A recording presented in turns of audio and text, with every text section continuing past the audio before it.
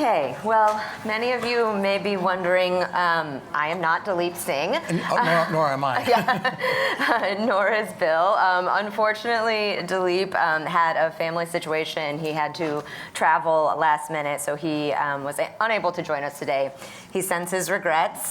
So Bill and I thought we would take the time and take the opportunity to have a bit of a conversation and talk a little bit about some of the work that the Bretton Woods Committee is doing. Bill, we're here. It's the 80th anniversary of the Bretton Woods institutions, of course. We've heard from the two principals. Of course, BWC is very focused on this evolution agenda. Just here in April, we released the first report of the Multilateral Reform Working Group that really focused on strengthening the role of the IMF and the World Bank in addressing these kind of modern global challenges. You are thinking about the second report in this series that the working group is going to release, and you're looking at the global fast payments architecture. So I thought maybe you would share a little bit with the audience today about kind of what problem, what hurdles the group is looking at, and maybe some of the early thinking around the recommendations. So the G20 has looked at global payments, and they concluded that they were costly, complex, slow, and inefficient. And so they set some targets for the FSB and the CPMI, which is the group at the BIS that thinks about payment matters, to try to make progress, to reduce the cost, increase inclusivity. And, there's been some progress, but I don't think they're going to meet their objectives in terms of where they hope to get the cost of payments by 2027. The good news is there's a lot of good work going on. There have been a number of countries that have been very successful in developing instant payment systems, not just developing them, but also getting a take-up by their citizenry. Brazil, India, some of the Southeast Asian countries, they have instant payment systems that aren't just there in theory, but they're there in practice, and they're actually core to the payment systems. In other places, like the United States, like Europe, there are instant payment systems, but their share of use in terms of domestic payments is de minimis. And so it's a little hard to have an integrated global instant payment system if people in big regions like Europe and the US are not using them. So I think one conclusion of the paper is we got to figure out a way to make the instant payment systems in the important economies of the world more successful. I think the BIS has done a lot of great work through the BIS Innovation Hubs. They have a project called Project Nexus that actually is really, I think, very well thought through in terms of how you would actually knit these national instant payment systems together.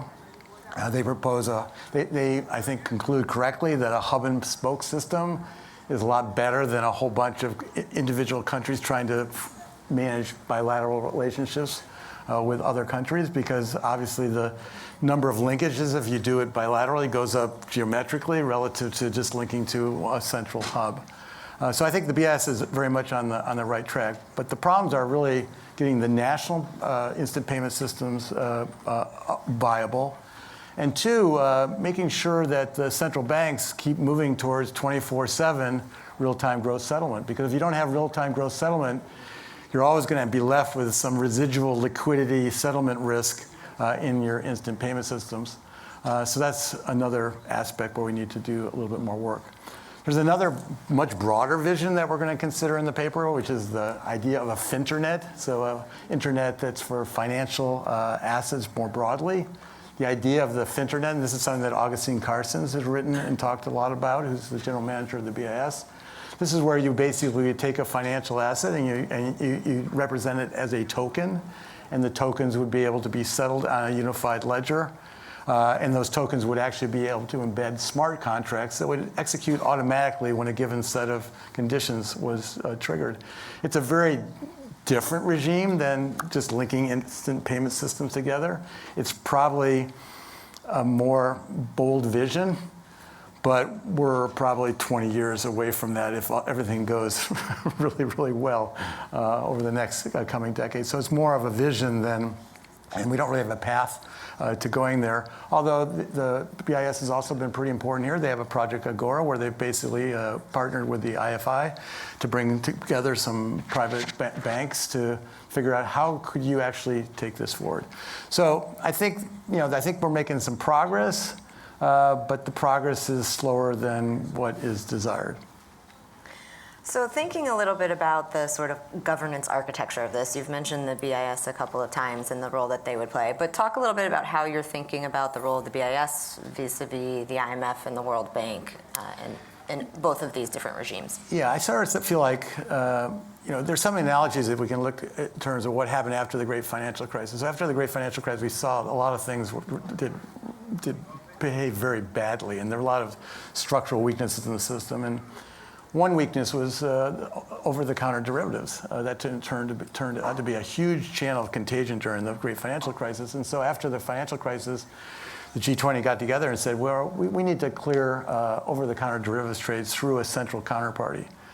And the BIS, working with IOSCO, played a big role in that. They basically came up with a set of standards that I worked on called the Principles for Financial Market Infrastructures. And that set a set of expectations of what a CCP has to be able to accomplish. And now, as it turns out, there was a pretty big role in the rollout of this for the IMF and the World Bank, because the evaluation of whether a country was actually working towards achieving the appropriate standards for their central counterparties was through the IMF conducting their own financial assessment. And the World Bank also played a role because the technical advice to smaller countries that are trying to figure out how to do this, the World Bank plays a huge role. So I sort of feel like the architecture on payments should be very similar, where the BIS takes the lead in terms of saying what good looks like and saying, here's the standards that we want to have. You probably need a little bit more oomph to get countries to agree that this is what we're going to do. And then the IMF can play the role of evaluating whether you're actually on the right course, because that puts pressure on the countries to move more quickly, and the World Bank can provide the technical assistance. I mean, one of the problems that we have with all these multilateral institutions, I think that we know, is they're pretty good at responding to bad things that have already happened, but they're not so good at responding to things that might be problematic in the future, or just aren't so good today, but we can sort of manage. So, the payments regime is sort of like that. I mean, the payment system sort of works. It doesn't work very well. It's gotten hollowed out a little bit over the last 10 or 15 years as correspondent banks have pulled back. But it's not a burning platform that's sort of forcing the issue and forcing that consensus. The BIS has no ability to force anybody to agree to anything. It's a completely consensus-driven organization. The same thing with the Financial Stability Board. So it's very hard when something is a prospective issue as opposed to something where you've already demonstrated that you have a burning platform to get something to move. And we know that when a problem exists that we can get movement. I mean, a good example is transitioning away from LIBOR to repo, secured overnight funding. That happened because there was a problem, and then people addressed it. So I think one of the challenges from a governance perspective is to find a way to generate a little bit more momentum before things actually become really problematic. And of course, that was one of the recommendations in our last report that we released in April, was really to create some more teeth at the institutions here, at the bank and the fund, to help drive the agenda forward. That was, of course, on the climate example that we covered in our last paper. But your payments paper is going to be coming out hopefully by year end, so we're going to be looking forward to that around the G20. Since I hold the pen, it better come out by the end of the year. Great. So yeah, everyone can kind of be looking forward to that by year end. Why don't we turn our attention a little bit away from payments and talk about debt, which we've heard a lot about already today. Just give me a little bit of your views on sort of the U.S. debt situation. How problematic is it? What type of stress do you see on liquidity in the system as a result? Well, we're on a bad trajectory for U.S. indebtedness at the government level. I mean, if you look at the Congressional Budget Office's projections, it's sort of 6% of GDP every year as far as the eye can see. And the Congressional Budget Office projections are actually quite optimistic because they basically assume that interest rates are going to stay low through that period. They assume no recession, so there's no period of time where you actually have to increase your expenditures in terms of the security safety net.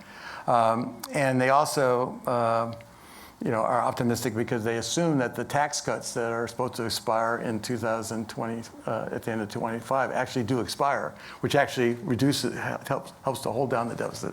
And I don't think we certainly don't know the outcome of the U.S. presidential election yet, but neither of the candidates is talking about letting all the tax cuts expire at the end of 2025. So the CBO projections are bad, and they're overly optimistic. Clearly, the Herb Stein, for those of us who are in my age cohort, was an economist for the Nixon administration. He said that unsustainable trends, what has to happen to them? They have to end. So we know the fiscal path is unsustainable. We know it's going to blow up at some point. We just don't know when. One thing that's helping us a little bit is that interest rates have been really low over the last 10 or 15 years. And so interest expense as a percentage of the indebtedness is still pretty low today. What's going to be obviously be a problem as we go forward is that low-cost debt is going to roll over to higher-cost debt, and so the interest costs on the debt are going to start to go up pretty dramatically. So I think it's definitely a problem. Now, the other issue in the U.S. is not just the trajectory of fiscal debt, but it's also about the stability of the U.S. Treasury market. Because obviously, if you're running more debt, you're issuing more Treasury securities, and the Treasury market is essentially the linchpin financial asset in the global economy. When something bad happens to the Treasury market, like the dash for cash in March of 2020 during the very beginning of the pandemic, every other market gets hit, and you actually have chaos in global financial markets. So there's also a question about the ability of the infrastructure within the U.S. Treasury market to accommodate the issuance of all this debt. Now, fortunately, there's a lot of work going on in that area, and I think in this case, actually a little bit more proactively, to get more Treasury trading cleared sent through central counterparties. But we definitely have problems there because we have a sort of a bifurcated system where day to day, we depend on algorithmic traders to offer liquidity for the next trade, but they don't really have much capital, and they don't have any ability to take on positions in size. And when the markets start to get moving really fast, they withdraw from the market. And next stop are the primary dealers, the big U.S. banks from foreign banks.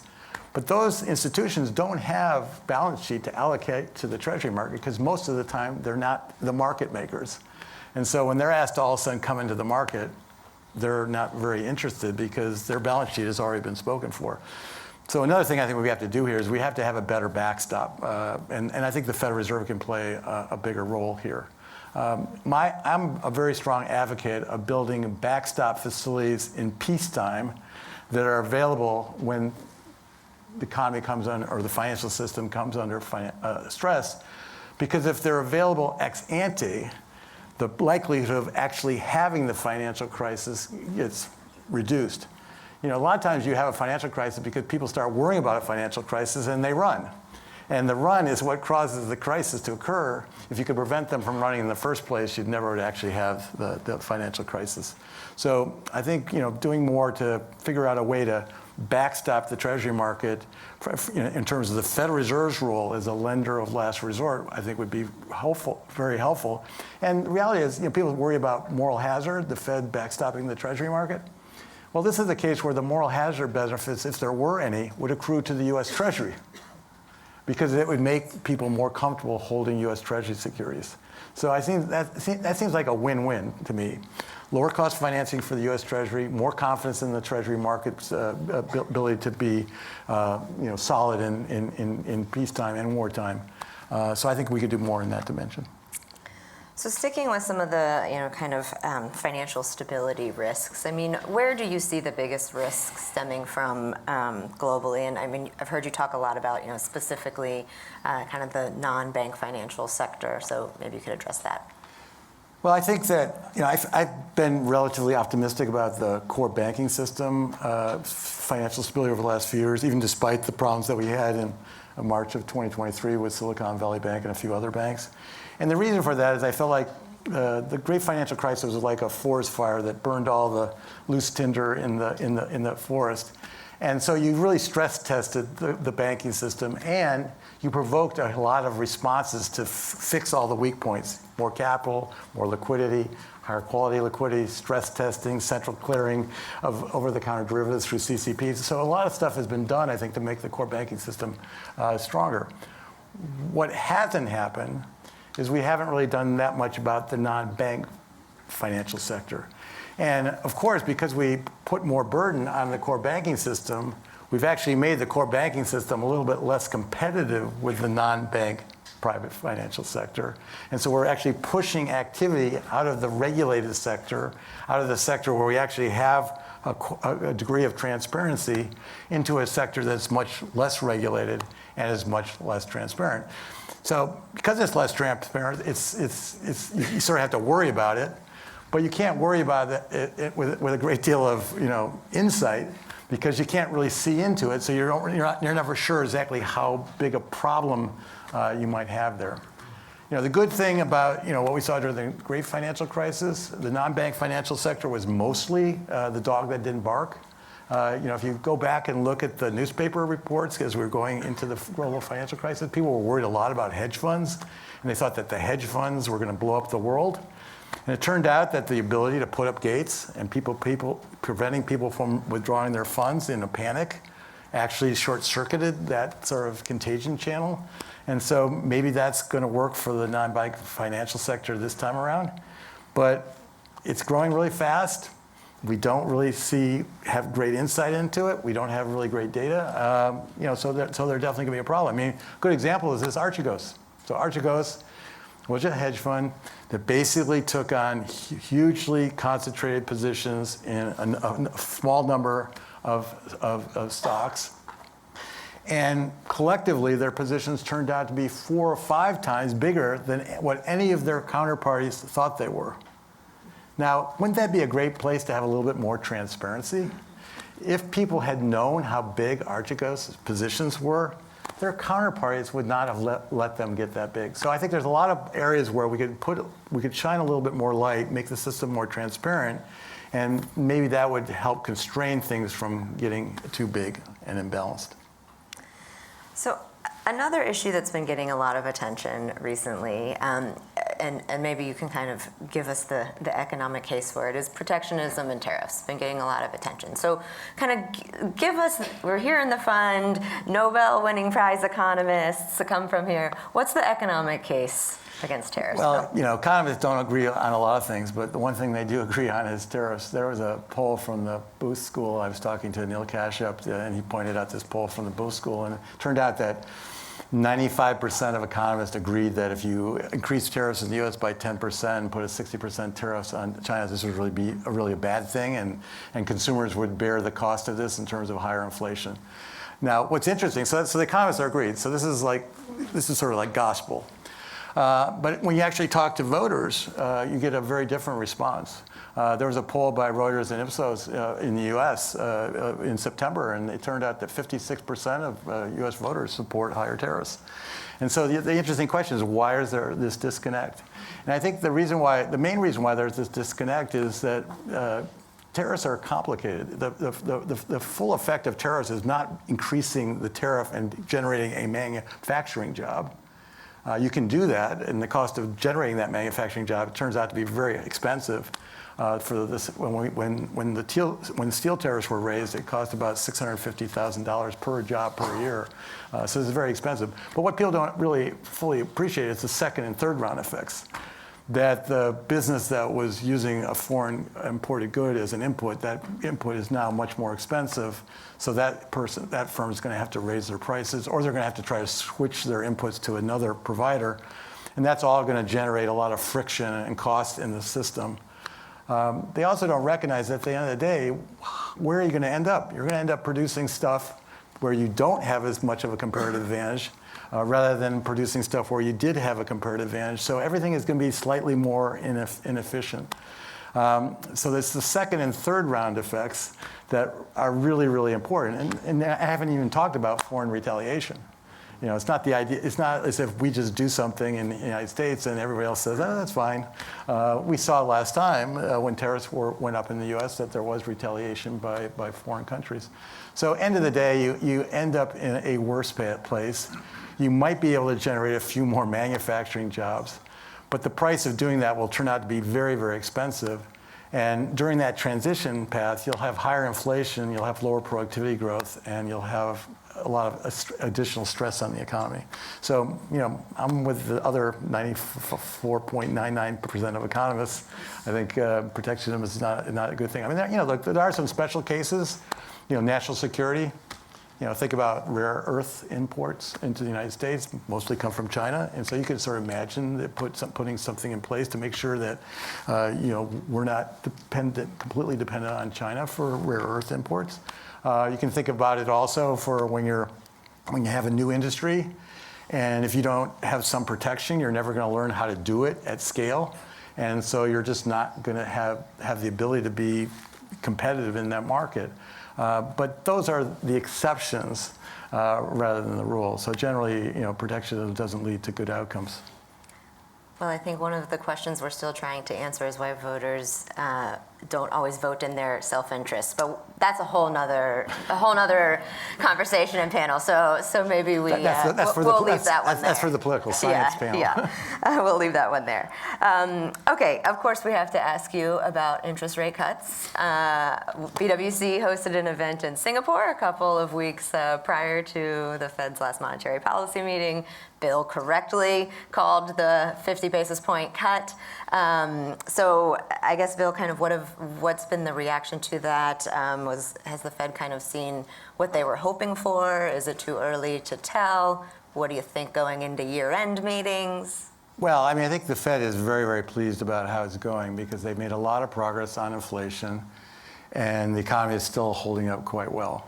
So the prospects for a soft landing have gone up significantly over the last 6 to 12 months. I was definitely a person that thought there was going to be a hard landing. And my logic, I thought, was impeccable. Federal Reserve is going to be late to raise interest rates. Check. And because they were late to raise interest rates, they were going to have to raise interest rates a lot. Check. Because they raised interest rates a lot, monetary policy is going to have to be tight. Check. Unemployment rate was going to have to rise significantly. Check. But no hard landing. So it just shows you that economic forecasting is really difficult. So, basically what happened is the Federal Reserve was helped by a couple things. One, they retained their credibility in terms of getting inflation back down to 2%. And so that actually made the job a lot easier. If inflation expectations had truly become unanchored, it would have been a lot more difficult. And the second thing they benefited from was there was a huge increase in the labor force caused by the surge of immigration into the U.S. So a lot of people in the U.S. are complaining about the surge of immigration, but it actually led to a little bit more elasticity in the U.S. labor market. And so we had a big increase in the labor force, and so the unemployment rate went up. But the unemployment rate signal going up, which usually is a very strong signal of an impending recession, has not been that reliable signal this time. So it just tells you that each time is a bit different. I think the Fed is trying to navigate a set of economic news that goes hot and then cold. In the run-up to the July meeting, the news started to look a little weaker, and then it was even weaker by the time they got to September, and so that's why they did 50 basis point rate cut. Since the September meeting, no, the news has turned in the other direction. The economy looks stronger, inflation's a little bit stickier. And so, the market has changed their view of what the turmoil, how fast the Fed's going to go and how far they're going to go. And the reality is the Fed doesn't know where they're going to go. So they're basically looking out the window to seeing how the economy is performing. If the data is stronger, they'll do a little bit less. They'll go more slowly. If the data is weaker, they'll go a little faster, and they'll do a little bit more. And the inflation news obviously influences that as well. I think we're not going to see 50 basis points at the next meeting. I'd be shocked if they did 50 basis points at the next meeting. I think it's probably more likely than not they do 25. But after that, depends on the outlook, and that outlook is going to change. I mean, if you look at the Fed's famous summary of economic projections that they publish every quarter, and take a look at how accurate they are, looking out a year, they're not very accurate at all. And it's not a knock on the Fed. Nobody's forecasts are very accurate looking out over a year. So, the adage for economists is, forecast often. And if you make a forecast, you can specify a level and a time period, but never specify both. All right, I want to close out here by bringing it back to this theme of kind of global governance and evolution. And we've heard from the IMF and World Bank and kind of how they're grappling with this a little bit. But I want to ask you about sort of another important multilateral institution that we've referenced here today, the BIS and the FSB. What is your view on how effective those institutions are and how fit for purpose those two institutions are in sort of meeting these modern global challenges? So I think both the BIS and the FSB have done a really good job when a problem has been identified, that the G20 says this is a problem and we want you to fix it. And then they have the mandate to go forward and fix it, and they have a lot of support. So the examples I used before, the transition of LIBOR to secured overnight funding rate and other, repo rates in other countries, the central clearing of overseas derivatives. But it's harder when it's a perspective issue, because, as I said earlier, the BIS and the FSB can only do things by consensus. They don't. It's not a. They're not. They don't have quite the same governance model as the IMF and the World Bank, and so it's harder to get things done in a perspective. It's sort of like it's the army of volunteers. It's the army of the willing. A good example of this is what's happening in terms of cross-border payments. The BIS is basically saying, who has an instant payment system that would like to knit your instant payment system together with other countries' instant payment? And the countries that put their hands up, the BIS says, let's go, and they take it forward. And they're hoping that demonstration project, Project Nexus, which is India, Thailand, Singapore, a couple other countries, Malaysia, they're hoping that if they can do that successfully, then they'll encourage other people to come on board, because they'll see the benefits of that action. But it's hard to do under the existing governance framework, because it's all about consensus, and that's harder to achieve in peacetime than in wartime. Well, we are going to end it there, but I'm going to take this opportunity to thank Bill Dudley, who's been the chair of BWC the last 4 years now, and for his amazing leadership over this time and bringing the Bretton Woods Committee to where we are today, to all of these new work streams, conferences globally all over the world, a very strong, active membership, standing room only at all of our events, and much credit to Bill and his leadership. Well, I'm going to get the last word. There is no way any of this would happen without Emily Slater and the secretary. No. So No way. join me in thanking Bill for pinch hitting today. It's great to have him on our bench. So thank you, Bill.